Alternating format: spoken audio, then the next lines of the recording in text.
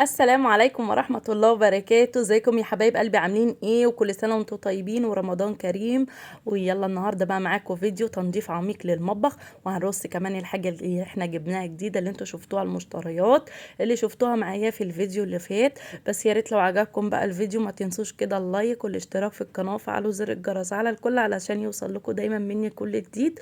وانتظروني في فيديوهات تاني جامدة جدا جدا جدا، ومشتريات جديدة تاني، وحاجات حلوة جدا هتعجبكم بقى، وزينة رمضان والجديد في زينة رمضان ايه، وكل حاجة هتشوفوها ان شاء الله معايا في الفيديوهات الجاية كده.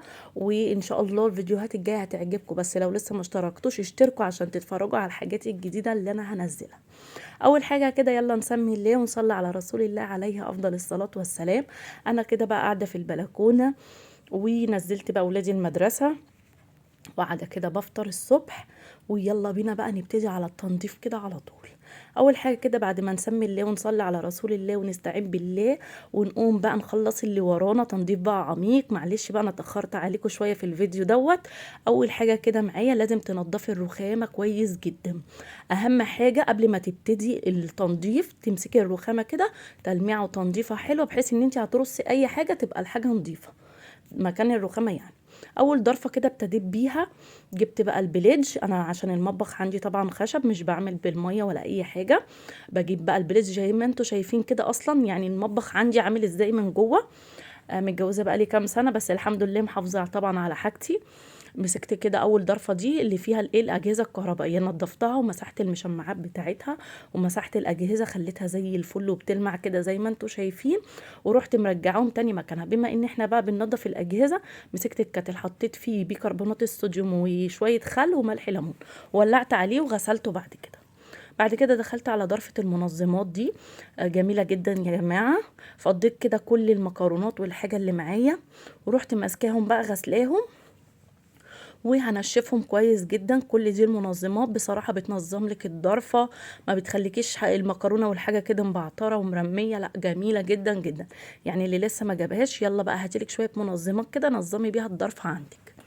طبعا شايفين شكل الضرفة. همسكها بقى دلوقتي هلمعها بالبليدج، هنضف المشمعات، ورحت منشفاهم ورحت رصة تاني الحاجة زي ما انتوا شايفين اهو.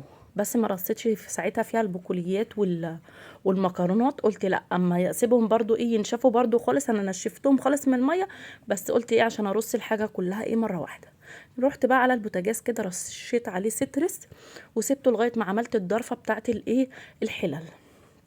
فضيت ضرفه الحلل اللي فيها الجرانيت والسيراميك، وهفضي كمان الاستانلس والالومنيا اهو زي ما انتوا شايفين. بس كل ده اتغسل، كله مغسول زي ما انتوا شايفين كده. وحاطه الترابيزه دي بصفي عليها، وبعد كده بروح ماسكه حله بنشفها وارصها اهو. ورحت بقى جايبه المشمعات شلتها اللي في الضرفه برضو، ورحت ماسكه الظرف ملمعاها بالبليدج زي ما انتوا شايفين كده، لان زي ما قلت لكم ان المطبخ خشب.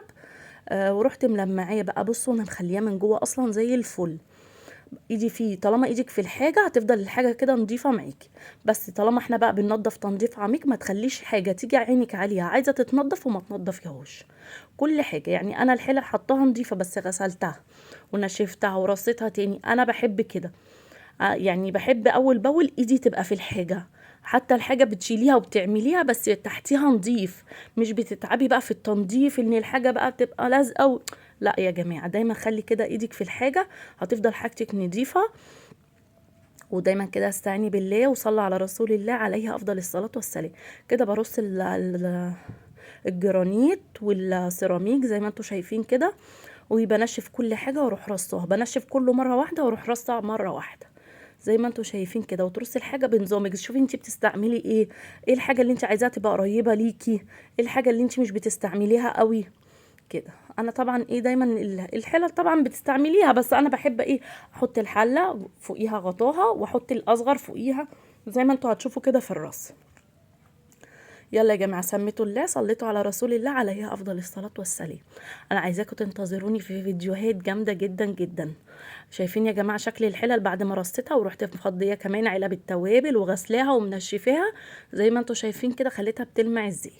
ورحت مركباها كده على طول. فاكرين العلب اللي احنا عملناها مع بعض السنه اللي فاتت؟ طلعتها برضو غسلتها وجهزتها عشان احط فيها الحاجه ان شاء الله بتاعت رمضان زي ما انتوا شايفين كده. حبيت بس افكركم كده بيها. ورحت حطاهم كده في جنب المطبخ زي ما انتوا شايفين مع بقيه طقم التوابل. فضيت ايه كمان؟ التربو دي من الحاجات الاساسيه اللي لازم تتفكك حته حته معايا كده، وافضيها واغسلها حته حته عشان تبقى زي الفل. نيجي بقى ايه نعمل التلاجة. كملوا معايا الفيديو ده للاخر عشان هنرص بقيه المشتريات اللي جبناها مع بعض في الفيديو اللي فات. بجد اوعي يفوتك الرصه دي، هتعجبك جدا جدا. لو كنت عروسه بقى اتعلمي مني، يلا بقى وسمي الله وصلي على رسول الله، ومستنيه منك دعوه حلوه ليا ولولادي. يلا يا جماعه سموا الله وصلوا على رسول الله عليه افضل الصلاه والسلام. رحت ماسكه بقى الفريزر، فضيتها وشلت كل حاجه كده. انا طبعا بجيب، عشان في ناس بتسالني انت بتغسلي التلاجة بتاعتك بايه، بجيب الاسبونشه وبحط صابون او اي حاجه انت بتستعمليها بتغسلي بيها، وبحط بقى الصابون وبروح مصبناها. وبعد كده بجيب طبق نضيف فيه ميه، بحط فيه خل وبحط فيه شويه فانيليا، وبالاسبونشه الاول بصبن وبعد كده بمسح بالحته. مش بدلق ميه في التلاجة خالص يا جماعه. شايفين شكل التلاجة عندي؟ طالما ايدي فيها عمر ما تلاجتك هتبقى وسخه ولا اي حاجه. شايفين اصلا التلاجة بعملها بس هي نظيفه. بصوا يا جماعه، يعني كل حاجه نظيفه. ليه ايدي في الحاجه اللي بتتوسخ اول باول بغسلها، مش بستنى لما كل حاجه تتكوم عليا. وطالما بقى ايه رمضان، لازم برضو الواحد عشان يحس ان هو عمل كده حاجه لازم التنظيفه العميقه دي. حاطه بقى في الميه خل زي ما قلت لكم وشويه فانيليا، ورحت ماسحه التلاجة بالحته كده، مش بدلق فيها ميه خالص. لازم نحافظ على حاجه، طبعا الحاجه كلها دلوقتي بقت غاليه ولازم نحافظ يا جماعه على حاجتنا. يلا يا جماعه سموا الله وصلوا على رسول الله عليه افضل الصلاه والسلام. ان شاء الله النهارده الفيديو يعجبكم، الفيديوهات اللي جايه هتعجبكم اكتر واكتر، وان شاء الله دايما معايا في كل جديد، وهتشوفوا حاجات جديده ان شاء الله هتعجبكم في الفيديوهات الجايه باذن الله. ده كده كان شكل التلاجة بعد ما خلصتها. شايفين يا جماعة كأنها والله جديدة. مش متجوزة بقالي 10 سنين مثلا. يلا يا جماعة، يلا يا جماعة استعينوا بالله وصلوا على رسول الله عليه أفضل الصلاة والسلام. يلا بقى نرص مع بعض الحاجات الجديدة. يلا جينا الحتة المهمة في الفيديو. أول حاجة كده رصيت الطقم اللي احنا جبناه مع بعض، المينامين القمر التحفة ده. اللي لسه متفرجش على الفيديو المشتريات هسيب لكم اللينك بتاعه في صندوق الوصف عشان تتفرجي عليه، عشان اللي فاتوا هيبقى فاتوا كتير قوي. وكده رصيت بقى المينامين وكوباية الأكروبال والكوبايات الحلوة كلها اللي احنا ايه بنستعملها. كده بفك ضرفة الحلل دي. انا عايزة ارص الطقم كله على بعضه، الطقم الحلل الجديد برضو اللي لسه ما شافوش هسيب اللينك برضو بتاعه في صندوق الوصف. لو بجد عايزة تشتري طقم حلل اتفرجي على الفيديو ده. ده طقم حلل تيتانيوم، مش جرانيت ولا سيراميك، ده احدث منهم ب10 مراحل. يعني انا مش قادره اوصف لكم جماله وحلاوته والواناته. يعني اللي لسه ما اتفرجتش على الفيديو ده اكيد فاتها حاجات كتير. هرص بقى طقم الحلل كده زي ما انتم شايفين، هو معايا بقيت لسه القطعه بتاعته. رصيت كده الحلل وهحط دلوقتي اللبانه زي ما انتم شايفين كده يا جماعه. اهو شايفين شكله قمر ازاي؟ الله الله الله، عسل عسل عسل. يلا يا جماعه سموا الله وصلوا على رسول الله. هنحط ايه بقى تاني؟ يلا بينا على الحته اللي جايه دي هتعجبكم جدا جدا جدا. هنا بقى يا جماعه معايا الطواجن اللي احنا جبناها برضو انا في الفيديو بتاع المشتريات اهو برصها معاكم. انا بقى عماله اشيل من هنا، لا احط ده هنا. لسه بنظم، ما كنتش لسه مستقريه هحط ايه هنا. لا هحط ده هنا زي ما انتم شايفين كده، عماله افتح واقفل واحط هنا. لا هحط ده هنا، بفكر لسه اهو. هقول لكم بقى في الاخر وهتشوفوا الشكل النهائي هيعجبكم. ده طقم الشرب اهو رصيته، ورصيت معاه الطواجن اللي انا وريتها لكم برضو في فيديو المشتريات زي ما انتم كده شايفين الجمال والحلاوه. ودي الكوبايات برصها اللي احنا برضو جبناها مع بعض في فيديو المشتريات. الفيديو ده كان شامل حاجات كتيره، عشان كده بقولك اللي ما اتفرجش عليه اكيد فاتوا حاجات كتير. هرص بقى الكوبايات كده بالشكل دوت زي ما انتم كده شايفين يا جماعه اهو. كانوا هيقعوا بس الحمد لله ربنا ستر. انا برصهم ولسه بقى مش عارفه هحط ده ايه وده فين، وزي ما انتم شايفين كده في الاخر هرصهم برضو في الضرفه دي علشان يبقوا قريبين ليا ان شاء الله كده. واحنا بنشرب بقى العصاير في رمضان نستعملهم ان شاء الله، يجي علينا بالخير كلنا جميعا يا رب. ودايما كده تشوفوني دايما في خير دايما، وانا بتمنى الخير للناس. وعايزه اقول لكم على حاجه يا جماعه، ان شاء الله في رمضان في فيديوهات جامدة جدا جدا هتنزل لكم.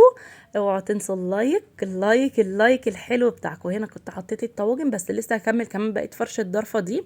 جبت بقية الطقم المينامين ده، رصيته كده من جوه حوالين ده، لقيت شكله كده تحفة قوي. ايه رأيكم يا جماعة في الرصة دي؟ قولوا لي. لو عجبتكم الرصة دي برضو قولوا لي يا جماعة، مستنية رأيكم في الكومنتات. كده رصيت الضرفة اللي فيها الطواجن واللي فيها طقم الشوربة وكله، ورحت بقى ماسكة بقى السيراميك بقى والتصبين بتاعنا الحلو. رحت بقى جايبة السلك بقى والبرسيل الجل على كروروكس الألوان، ودي بقى تصبين للمطبخ كله كده من فوق لتحت كده، تصبينة حلوة.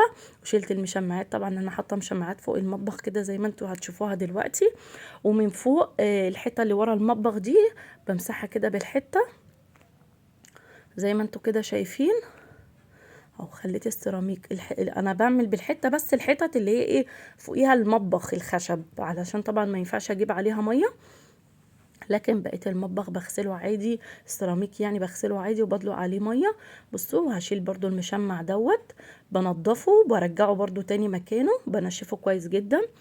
وهمسك برضو الخشب بتاع المطبخ بالبليج حوالين داير وتحت المشمعات وهخلص ايه المطبخ كله من فوق. وبعد كده اروح نازله بقى على اللي من تحت، هصبن كده برش اهو البليدج معاكم، بنضف فوق المطبخ زي ما انتم شايفين. ما تنسوش بقى تتفرجوا على بقيه الفيديو عشان الشكل النهائي هيعجبكم ان شاء الله. ولسه بقى الجديد كله واللي جاي كله في الفيديوهات الجايه. اوعي تنسي اللايك. بلمع بقى الخشب زي ما انتم شايفين يا جماعه. ودلوقتي بقى هتشوفوا الشكل النهائي بعد ما خلصت المطبخ بس تنظيف عميق. لكن لسه الجديد لسه في الفيديوهات اللي جايه، انتظروني. يا ريت لو عجبكم الفيديو ما تنسوش اللايك. وباي باي، شرفتوني ونورتوني يا احلى ناس في الدنيا كلها، وربنا يخليكم ليا يا رب. ومش عارفه اقول لكم ايه على كومنتاتكم الحلوه، اي حد كتب لي كومنت حلو. وشكرا لكم وباي باي.